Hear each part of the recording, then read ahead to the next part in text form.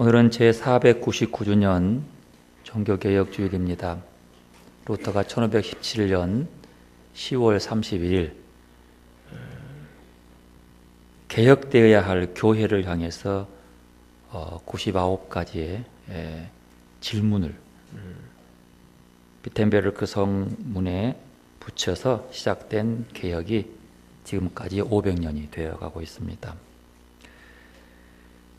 종교개혁이라고 했지만 실은 교회개혁 이렇게 볼 수 있습니다. 그러면 이 종교개혁의 목적이 무엇일까요?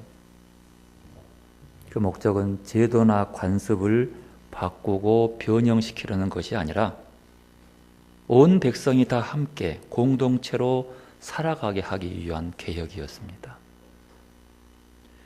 여러분, 변화와 개혁은요, 철저한 자기 성찰에서부터 시작됩니다.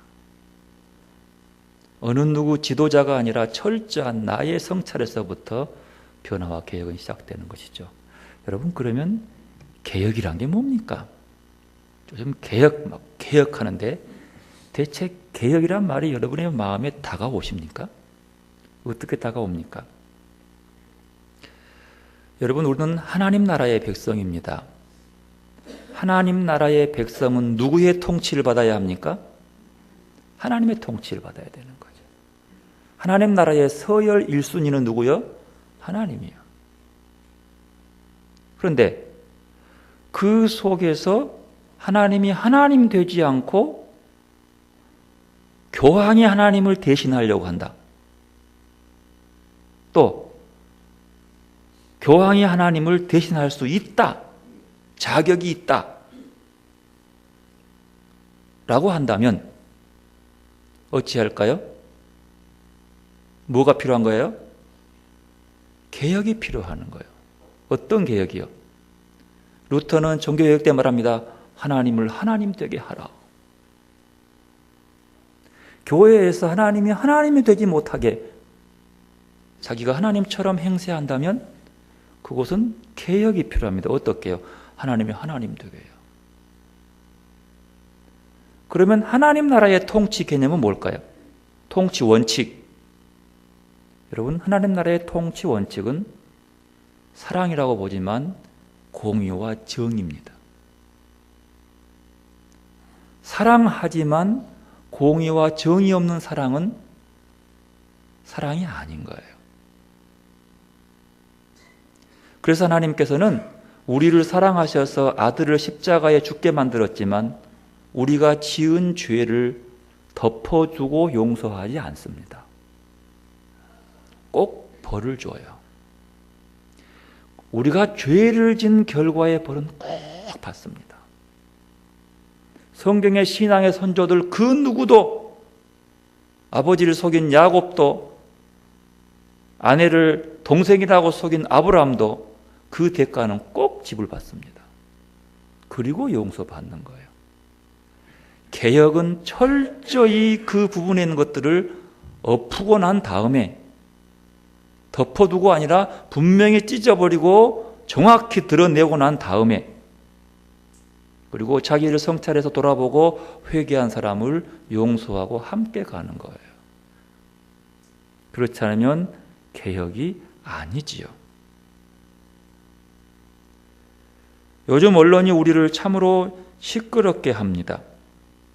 어느 언론을 보니까 대한민국의 서열 1위는 최순실, 2위는 정윤희, 3위가 박근혜 대통령이라고 합니다. 어느 분은 인터뷰하면서 이렇게 얘기를 합니다. 이 막장 드라마 같은 이 정치에 감독은 최순실, 주연 배우는 박근혜. 여러분, 이런 통치자의 통치를 받고 싶습니까? 이런 통치가 옳다고 믿습니까? 그러면 이런 통치에서는 뭘 해야지요? 개혁을 해야 되는 거예요. 개혁은 두고 넘어간 것이 아닙니다. 개혁은 자기가 지금 선 자리가 어느 자리인지를 모르고 날뛰는 사람들을 바로 잡아주는 것이 개혁이에요. 그리고 공동체가 함께 가야 되는 거죠. 이번 정치적 혼란 나라를 보면서 대통령이 자기가 선 자리가 무언지를 모르는 거라 내가 알았어요. 이 사람은 대통령이 뭐 하는지를 모르는 사람이구나. 최순실은 자기가 누구인지를 모르는 사람들. 내가 지금 선 자리, 내가 지금 하고 있는 이 일이 뭔지를 모르고 날뛰는 사람들. 무당이 작두 위에서 칼춤 추는 것처럼 날뛰는 모습이 참으로 웃기기 그지없습니다. 뭐가 필요합니까? 개혁이 필요한 거예요. 교회도 마찬가지예요. 교회의 문제는 자기가 지금 받은 직분의 형태가 왜 자기가 받았는지를 모르는 것이 교회의 문제인 거예요. 내가 지금 그리스도인으로서 살아야 할 내 삶의 자리가 무언지를 모르고 날뛰는 거예요. 내가 뭔지를 모르니 큰 문제가 있는 것이지요. 뭐가 필요합니까? 개혁이 필요합니다. 개혁은 그들을 죽이기 위해서가 아니라 그들이 가는 모든 것들을 파괴시키고 새롭게 하기 위해서요.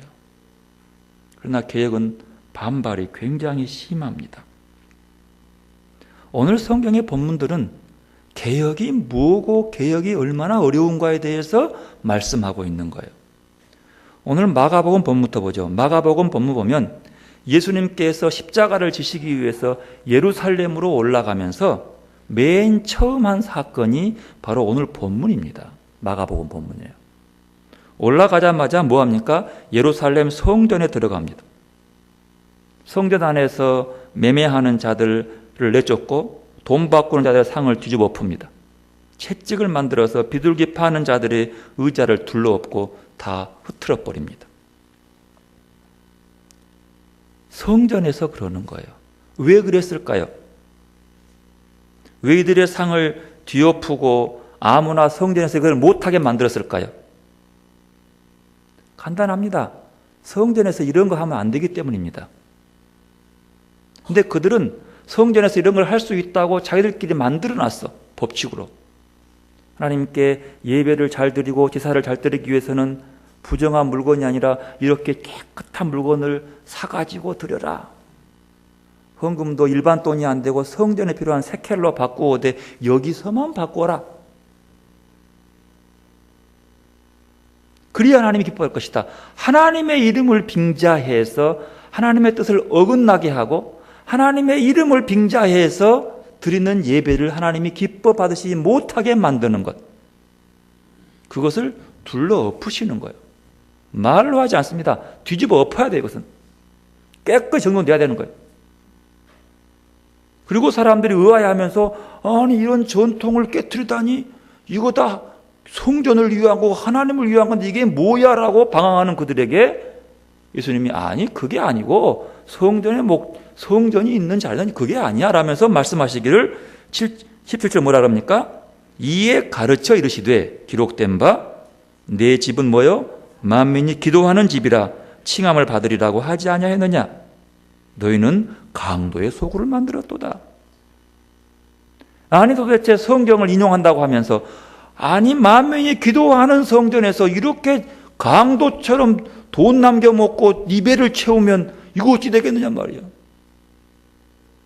장사 부스 하나 만들어주고 리베이트 받아먹는 제사장들이 누구들이 말해 제사장들이냐 이게.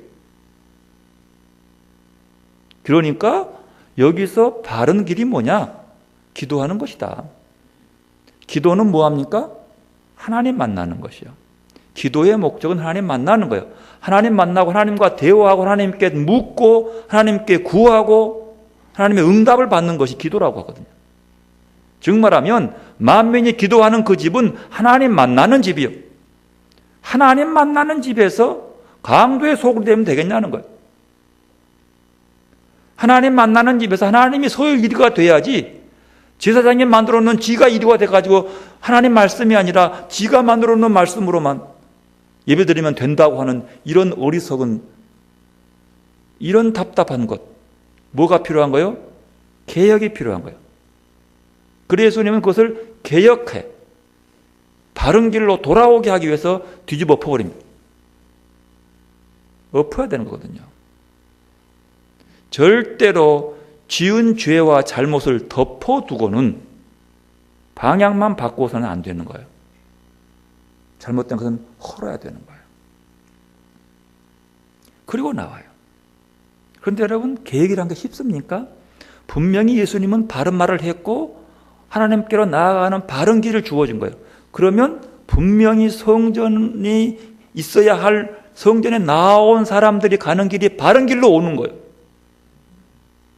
그런데 절대로 그런 바른 말을 하더라도 개혁은 굉장한 반발에 부딪힙니다.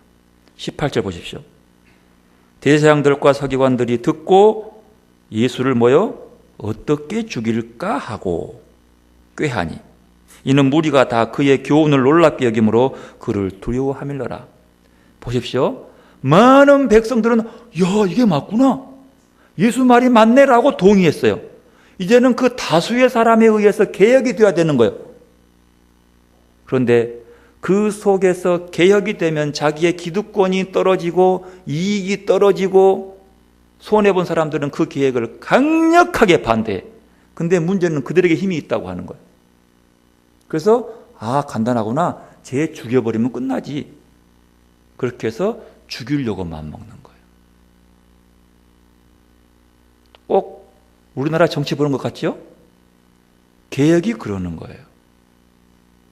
그러나 그런 아픔 속에서 결국 예수님은 하나님께로 나아가는 바른 길을 나아가기 위해서 개혁하시다가 십자가에 죽어버려요. 그들의 손에 의해서. 이렇게 무서운, 이렇게 힘든 길이 개혁의 길인 거예요. 그러나 바른 길이기 때문에 가는 거지요. 좀 웃기지 않습니까? 근데 성경은 여기만 그러지 않습니다. 오늘 봤던 11개 하의 본문 보면 요시야 왕의 계획이 나옵니다.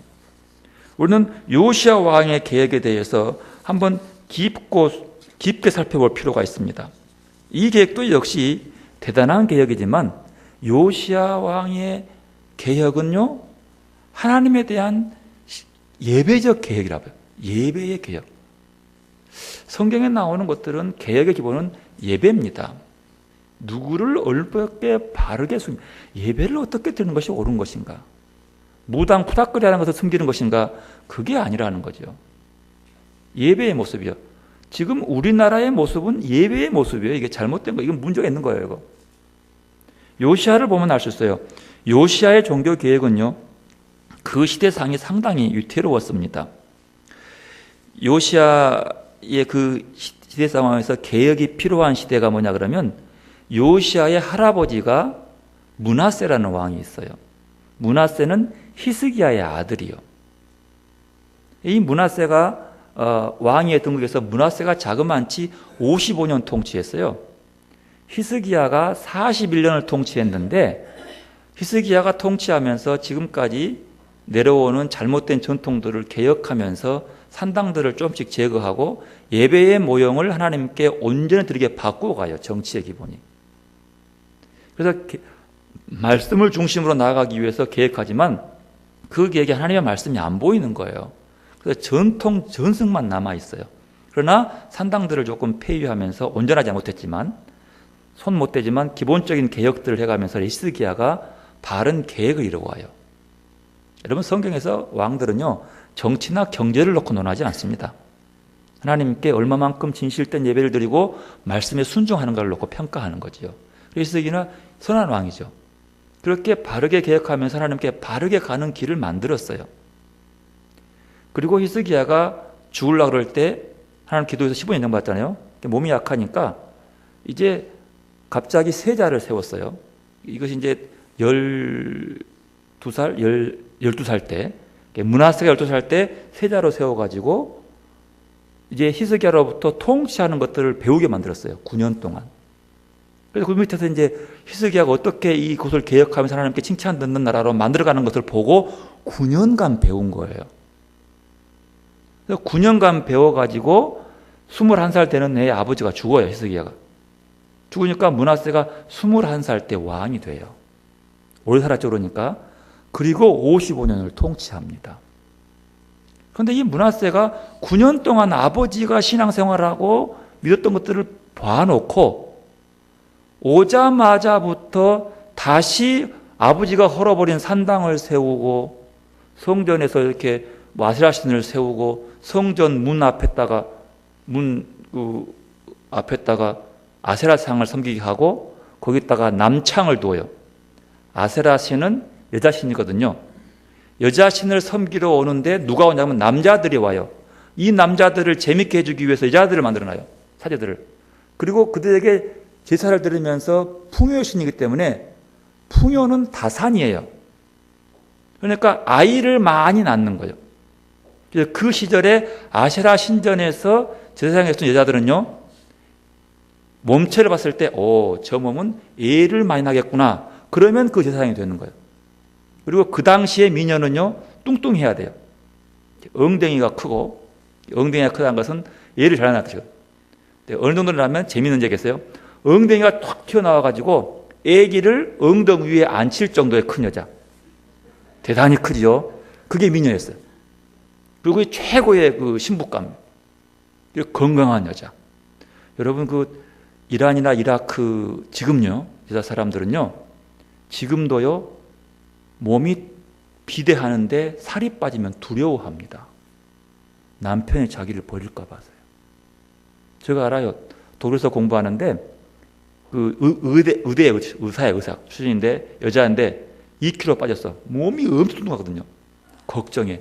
내 남편이 나를 버리면 어떡할꼬. 왜 그랬더니 살이 빠는 것은 그것은 미녀가 아니에요. 거기는. 여러분께 걱정하지 마십시오. 이스라엘 한배 가면 뚱뚱하면 미녀라. 살 빠지면 절대 안 되는 거예요. 거기는. 그래서 그런 사람들이 있는 거예요. 다시 그것을 세우고 사람들을 즐겁게 해주는 거예요. 또 바알신을 섬기는 자에게는 여자를 두어서 남자를 두어가지고 여자들이 거기가 즐기게 만드는 거예요. 그러면 그의 통치가 긴 이유는 백성들을 즐겁게 만들어주면 되는 거거든요. 그러니까 모든 우상들을 다시 다 재건해버렸어요. 아버지 것들을 그대로 폐지시키고. 그리고 55년이 지난 거예요. 그 뒤에 아들이 아몬인데, 아몬이 들어와가지고 아버지가 죽으니까 통치하다가 이 아몬은 구테타를 의해서 2년 만에 죽어버려요. 그러니까 이제 왕을 세우려고 보니까 없는데 그때 당시에 마침 8살밖에 안 되는 요시야가 있는 거예요. 그래서 섭정하기 위해서 8살 때 요시야를 왕을 세웁니다. 얼마나 웃긴 일이에요. 그런데 요시야는 8살이었지만은 상당히 총명했어요. 그래서 그가 올라간 다음에 왕위로 온 다음에 요시야는요 31년 통치하고 죽었어요.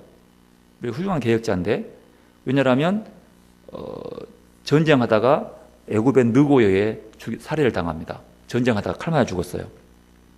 그런데 그 왕위가 올라가서 5년 전 지난 다음부터 그가 hil기야 제사장한테 성전을 다시 한번 수리하라고 그랬어요. 근데 이미 성전 안에는 다른 신이 있어가지고 성전 안에서 하나님을 섬기는 단도 있고 바알을 섬기는 단이 함께 있었던 거예요. 얼마나 모욕적이에요. 수리하다가 보니까 그 수리한 기록 속에 말씀이 나오는 거예요. 그게 신명기 부분이었어요. 말씀을 읽어보니까 이게 문제가 있거든요, 우리가. 더 철저히 회개한 다음에 이제 그것을 개혁하기 시작합니다. 그러면서 그 말씀, 그러니까 지금까지요, 하나님의 말씀을 온전히 보지 못하고 자기들의 생각과 말씀을 추측하고 머리에 든 걸로만 가지고 하다 보니까 다른 길로 가는 것을 용납되어 버린 거예요. 종교를 혼합시켜 버립니다. 그리고 왕은 미신적인 사고방식에 점쟁이들의 얘기를 듣고 주술적인 얘기를 듣고 통치하게 되는 거예요. 그 나라가 바른 길로 가지 못해요. 정확한 규칙과 법을 갖추지 못하면 지 마음대로 자기 좋을 때 해석하기 때문에 딴 길로 가게 되어 있는 거예요. 그래서 요시야가 그때부터 개혁을 하는데, 개혁한 내용이 23장 4절부터 나오죠. 2월 성신을 만든 것들을 다 폐하고 제사장들을 폐위시켜버리고, 심지어는 그 뒤에 가면은 아세라 상들을 자서 불태워서 가루를 만들어서 재를 만들어 뿌려버려요. 그리고 가장 중요한 성전 옆에 있는 여창들이 모이는 그 뭐 창녀촌 같은 것들을 싹 헐어버리고 없애버려요. 계획은 그런 거예요. 그 못된 것들을 다 헐어야 되는 거예요. 깨트려 부숴야 되는 거예요. 그 사람을 폐위시켜야 되는 거예요. 내려오게 하는 거죠. 그러나 죽이지는 않았어요. 폐위시키고 다시는 그 자리에 오지 못하게 만들었어요. 일월성신하게 드는 것 다시는 못하게 만든 것. 그런데 그 기초는 어디서 받느냐? 말씀이라고 하는 사실이에요. 하나님의 말씀. 오늘 본 보십시오. 3절 왕이 단 위에 서서 여호와 앞에서 언약을 세우되, 보통 왕이 백성들을 모아놓으면 뭐예요? 왕이 지시사항을 내리잖아요. 연설하게 되는 거예요. 그러나 요시야는 연설 한마디 하지 않았습니다. 발견된 하나님의 말씀을 읽고 있는 거예요. 그러면서 말합니다. 마음을 다하고 뜻을 다하여 여호와께 순종하고 그의 계명과 법도와 율례를 지켜 이 책에 기록된 이 언약의 말씀을 이루게 하리라 하매, 백성이 뭐래요? 다 그 언약을 따르기로 하니라. 얼마나 중요해요. 내 말을 들어라 하지 않고 하나님의 말씀을 듣고 따라라 말을 하는 거예요. 왕이 말이요, 정치하는데 이럴 수 있는 거예요? 그럴 수 있는 거예요. 왜? 말씀이 규칙이 되어 있기 때문에. 그리고 그것을 놓고 그 언약을 따르게 결의한 다음부터 폐위하기 시작합니다. 말씀의 근거에서 그들을 다 물대요. 가루를 만들어 빻아서 뿌려버리고 심각해요. 그 다음에 기드론 골짜기에서 이렇게 불로 지나가는 것 못하게 만들고 이방신을 다 없이 해버립니다. 그러나 시기하는 자들이 많죠. 그리고 드디어 그 요시야의 개혁을 이루고나는 그 요시야 왕 앞에 애굽이 들어옵니다. 누가 들어온지 아세요? 그곳에서 기득권을 누렸던 정치인들이 말이에요. 귀족들이 모여서 이방의 세력들을 요구하는 거예요. 도와달라고. 자기 기득권 지키기 위해서요. 그래서 쳐들어와요.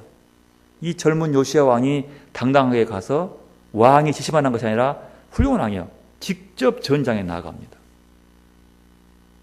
그리고 무깃도에서 싸우다가 죽어요. 무깃도는 계시록의 아마겟돈이에요. 거기서 큰 일이 일어나다 거기서 누고의 칼에 맞아 죽임을 당합니다. 근데 그것은 그 이면에는 뭐가 있냐 그러면, 그 개혁에서 기득권을 빼앗긴 자들이 외세의 도움을 요청하는 거예요. 그래서 생기는 거예요.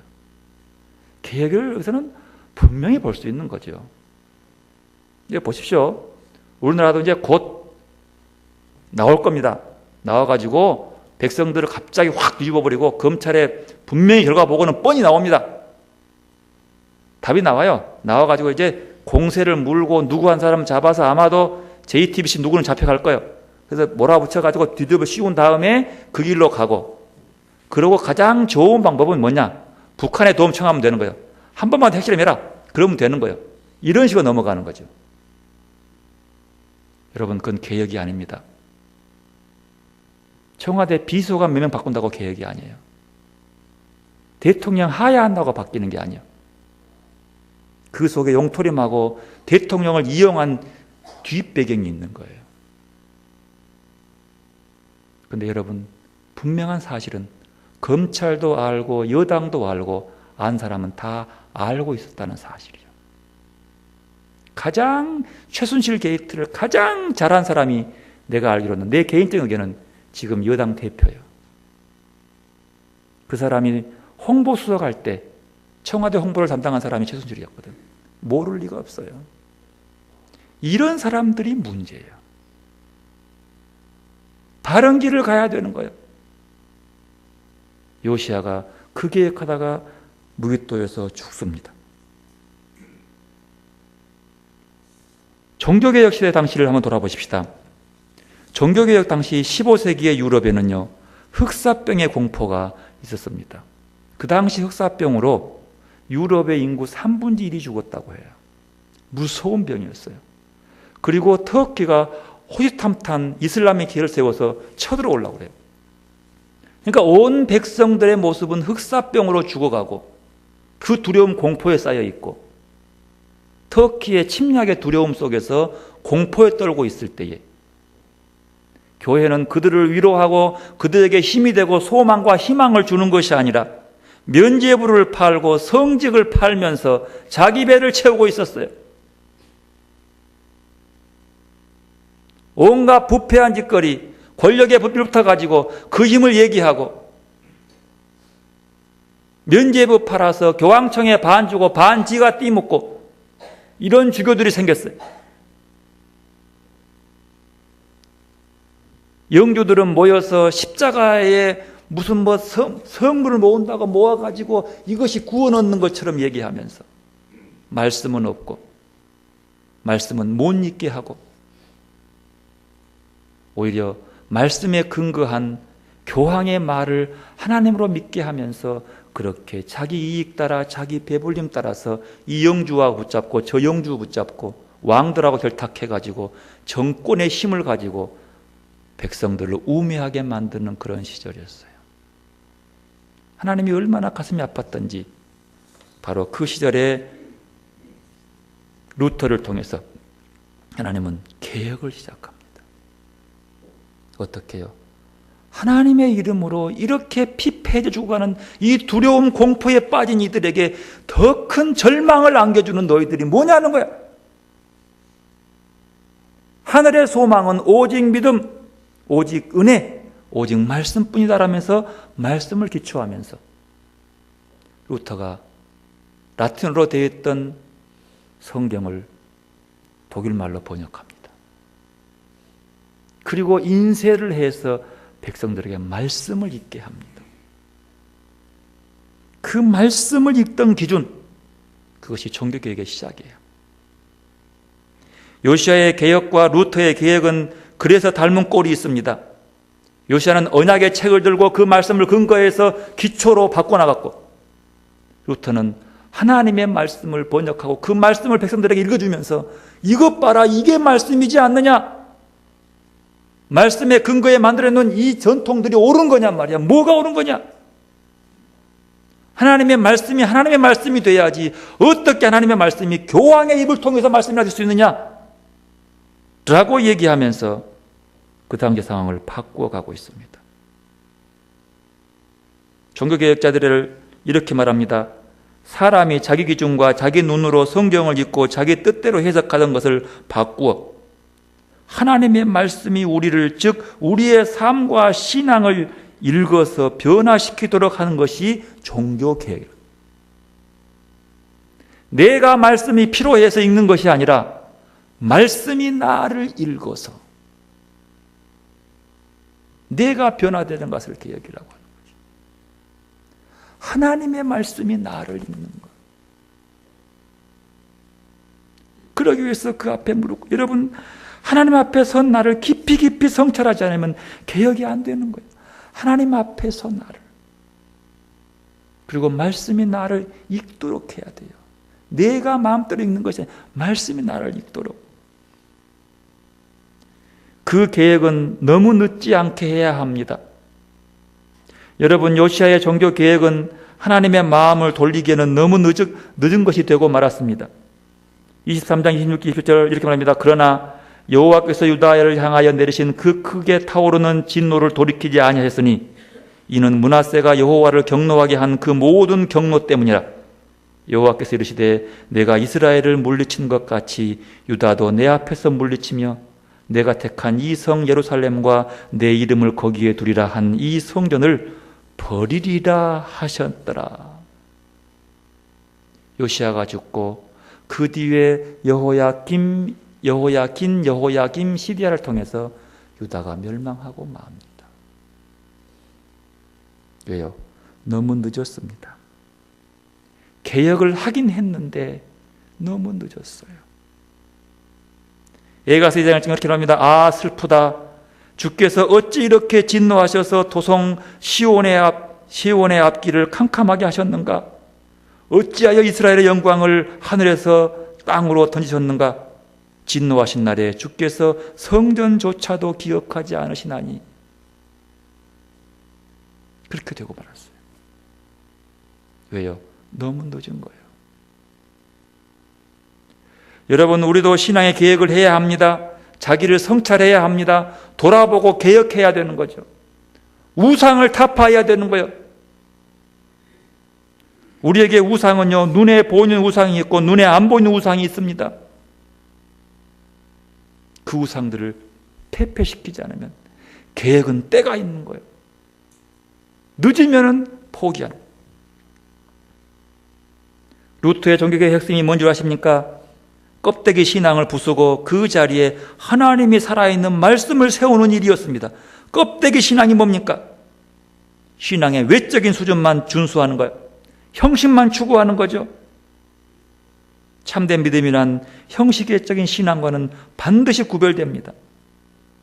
형식주의는요, 내가 무엇 했노라 하면서 만족하는 것. 참된 신앙은요, 언제나 하나님 앞에서 보잘것없는 죄인임을 깨닫고 고백하며 눈물을 흘리는 것이 참된 신앙.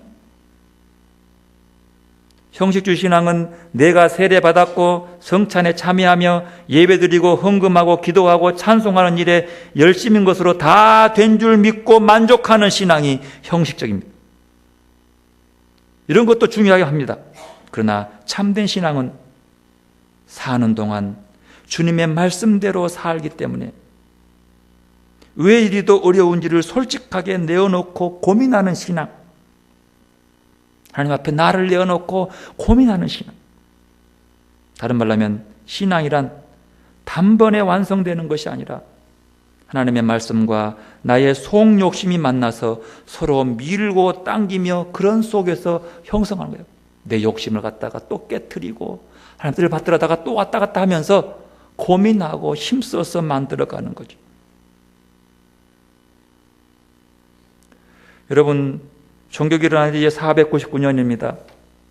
여전히 교파의 기득권, 교회의 기득권, 신앙의 직분의 기득권을 가지고 휘몰아치는 이 땅 위에 하나님을 하나님 되게 할 수 있고, 개혁하기 위해서 우리가 섬기는 눈에 보이는 우상, 보이지 않는 우상들을 철저히 해결하고 하나님 앞에 설 수 있기를 바랍니다.